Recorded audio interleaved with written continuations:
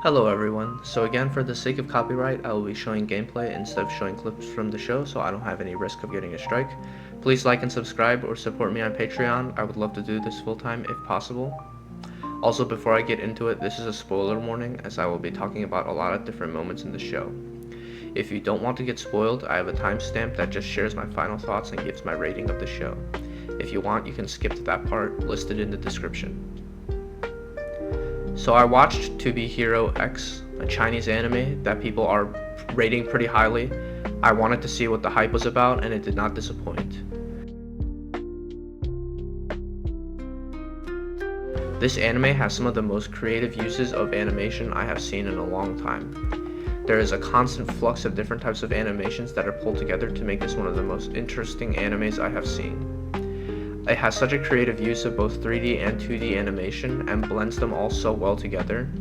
The anime uses the 3D aspects for its main animation, at least in the beginning, and cleverly uses 2D animation to convey the more emotional aspects or the more artsy aspects of the show, constantly switching between the two while the plot moves forward. When it switches to 2D, you know that shit is going down, at least in the beginning. I don't really know how else to describe it, but just know that when I say the animation goes hard, just know it goes mega hard. I also really like the premise of the anime. There are heroes, but it's not your typical superhero genre where people just have powers. In this world, the powers that people get is based on how much belief/trust that people have in the person. So if someone has like 10 trust, they can have powers, but it's relatively weak. But if they have like a million trust, then they are super strong. And this trust level can fluctuate based on how popular a person is. There is also fear, but that's a whole nother thing. And in this world, there's a hero ranking system, and at the very top, people call that Hero X.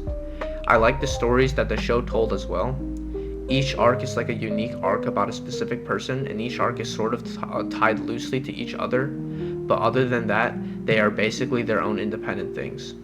And spoiler, at the very end, you find out that each arc is actually about a hero that will eventually be facing X in a top 10 tournament. The show cleverly brought all of these players together at the end to face X, and I think that was pretty well done. I think my favorite story out of all of them was Lucky Cyan. Her story was both heartwarming and delightful. The way she used music to get out of the orphanage and used her singing to finally become both a pop artist and a hero. And for the most part, I liked each of those episodic arcs a lot. The highlight of all these stories, and brought everything together, the last episode, was a spectacle to behold. You finally get to see X's powers fully unleashed, and they are balls to the wall crazy.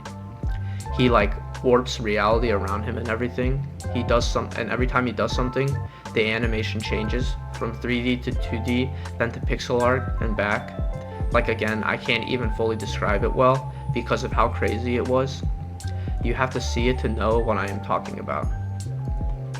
And I like that in the episode, X explains why things unfold the way they do, and about Zero, the first hero.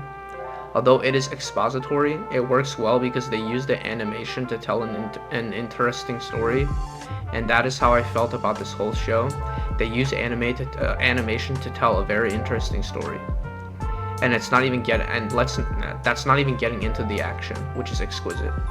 Again, the use of 2D and 3D animation goes hard, especially in the last episode. It makes the show one of the most unique shows I've seen.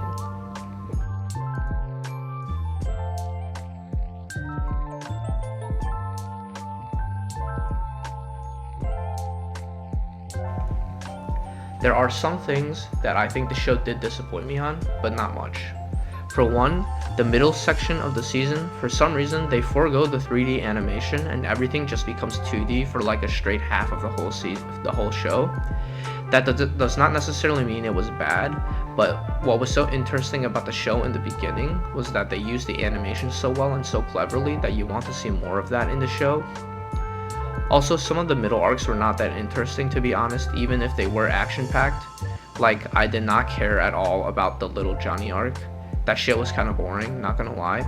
Same with the Lolly arc, yes, that's her name. And the ninja guy as well, that was kind of boring up until the end, where he is tasked with assassinating Little Johnny. Also, while the last episode was pretty amazing when it comes to the animation, the ending of the show was kind of disappointing to me. It just ends with like 10 top heroes coming to the arena. Then X says, like, okay, now time to defy fate. Then the camera zooms out, and that's kind of it. We don't get to see what happens. We don't get to see if X becomes a god. It just ends, and that is disappointing to me. All things considered, though, this is one of the most unique animes I have watched, and definitely something I would highly recommend. I would give it a 9 out of 10.